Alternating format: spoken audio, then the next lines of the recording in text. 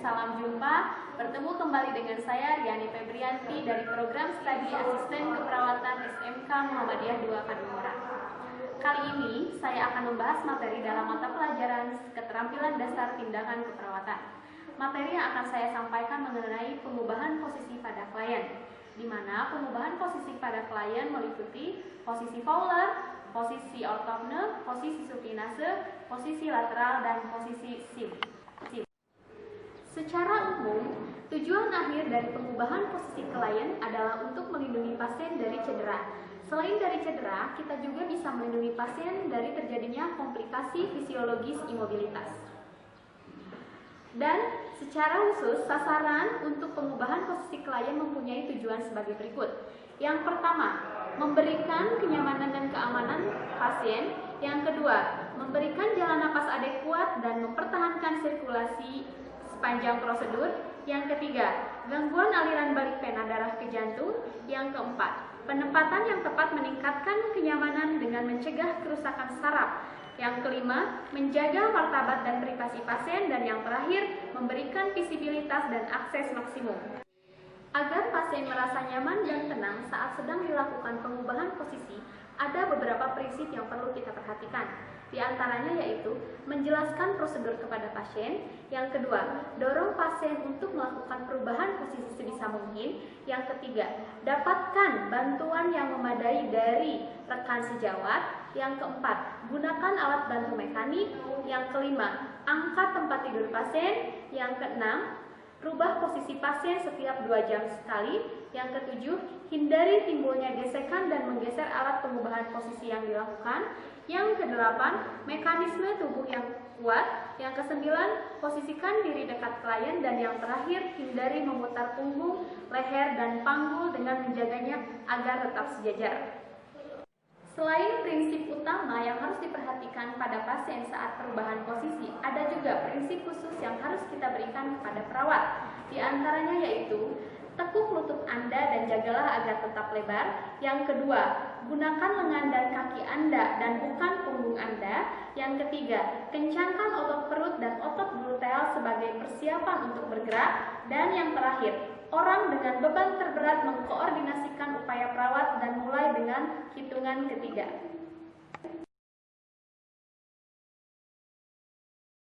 Baiklah, berikut adalah beberapa sketsa perubahan posisi yang umum dilakukan dan diterapkan pada pasien, baik itu untuk tujuan pemeriksaan, pelaksanaan tindakan, dan juga kenyamanan posisi istirahat atau kondisi pemulihan yang diinginkan oleh pasien.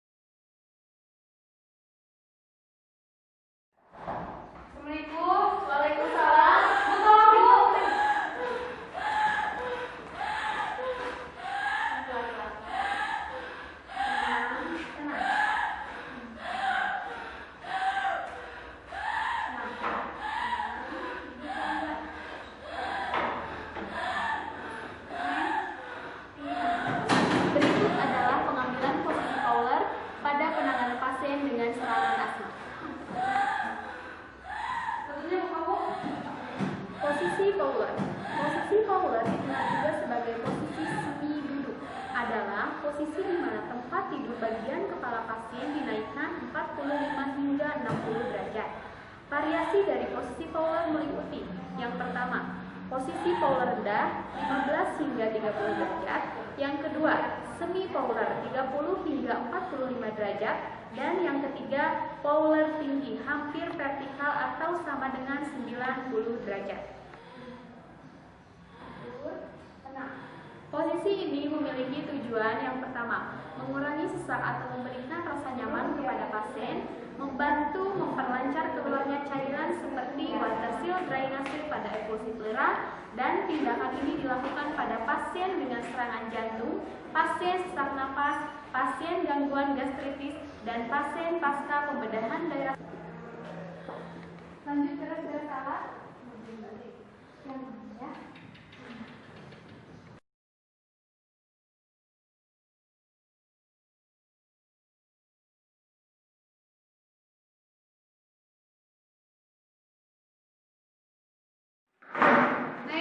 Lihat jarum yang 10 masih banyak? Masih Bu. Yang 5? Masih. 3 juga ada ya? Ada. Sip, lengkap berarti. Ini yang satu nih. Kenapa tidak? Berikut tadi merupakan pemaparan dari posisi Fowler. Nah, untuk selanjutnya kita akan melihat pengubahan posisi Fowler ke posisi orthogne. Perlu kalian ketahui, apa itu posisi orthogne? Posisi orthogne merupakan posisi di mana klien duduk di tempat tidur atau di tepi. Adapun beberapa tujuan dari posisi orthogne, yang pertama, mengurangi sesak napas dan membantu mempertahankan ekspansi dada secara maksimum, dan yang kedua, membantu pasien yang mengalami masalah ekshalasi.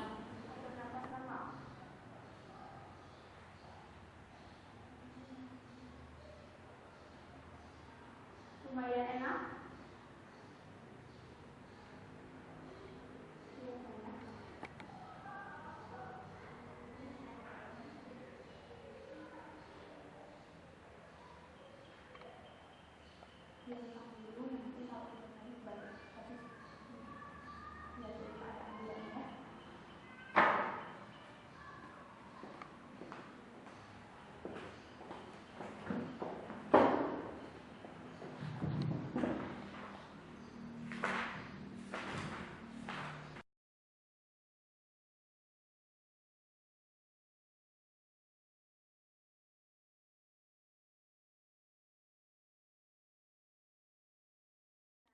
Udah Ibu cek jarum masih banyak. Selanjutnya kita akan melihat pengubahan posisi orthogne ke posisi supinasi. Posisi supinasi merupakan posisi di mana klien dalam keadaan telentang, namun bahu dan kepala sedikit terangkat menggunakan bantal.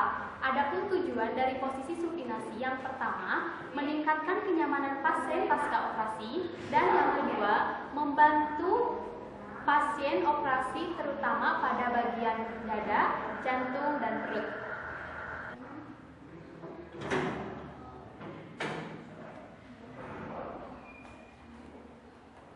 Pada posisi supinasi dapat dilakukan pengamatan tanda-tanda vital bagi pasien, khususnya mengamati dan menghitung pernapasan pasien.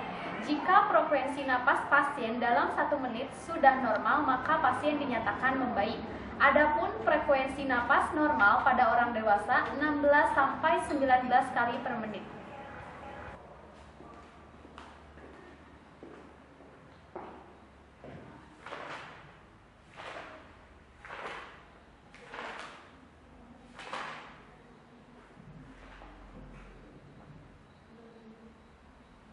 Pernapasannya sudah normal, Bu? Udah, copot aja. Suruh istirahat.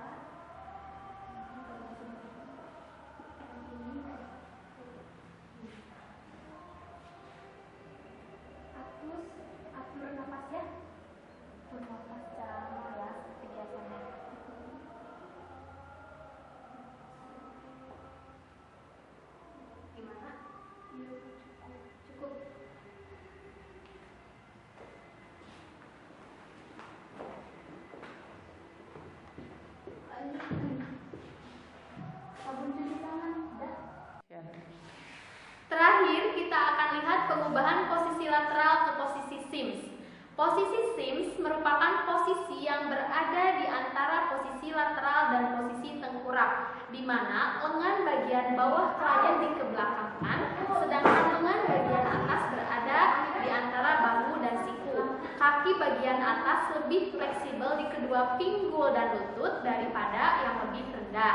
Adapun tujuan dari posisi Sims yang pertama, memfasilitasi drainase pada klien yang tidak sadar. Yang kedua, mengurangi tekanan pada tulang ekor. Yang ketiga, memudahkan pemeriksaan dan perawatan area anal. Dan yang terakhir atau yang keempat, memudahkan pada tindakan purna.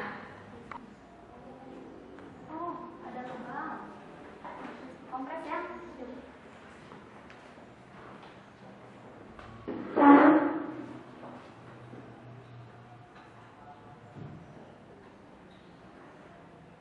Ke bawah dikit tadi. Nah, sip.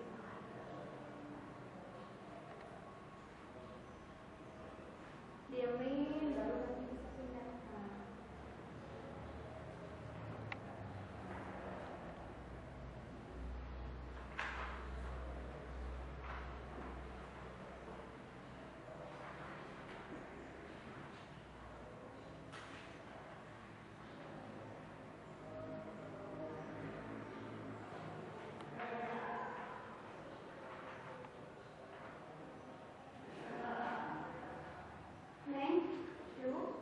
Tanya udah enak coba. Kalau udah enak belum? Udah. Nanti lanjut lagi panggil dulu Rom.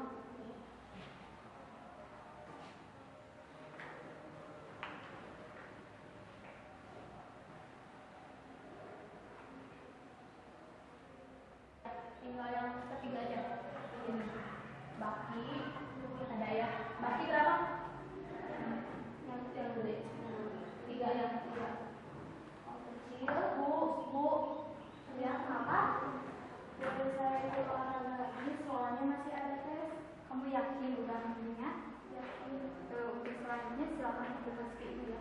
Bu, oh iya kenapa? Boleh saya ikut olahraga lagi? Olahraga boleh, kalau mau pendingan bisa bernapas normal ya? Bisa napasnya jadi bisa atur gitu. Bisa? Punggungnya yang sakit gimana? Udah mendingan. Pinggul? Lumayan. Ya udah kalau mau ikut olahraga boleh, tapi ibu sarankan jangan terlalu aktif ya. Nah, enggak kalau hati-hati turunnya. Ya. Coba lanjut main. Paling bawah. Itu yang berapa cc? 10. Ini 3.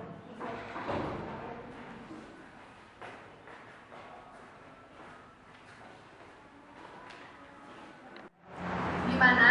Video pembelajaran kali ini bisa dipahami kan? Tentunya bisa dong. Baiklah, semoga video kali ini bermanfaat untuk kita semua. Sampai jumpa, sampai bertemu di video kami selanjutnya. Salam SMK bisa. Wassalamualaikum warahmatullahi wabarakatuh.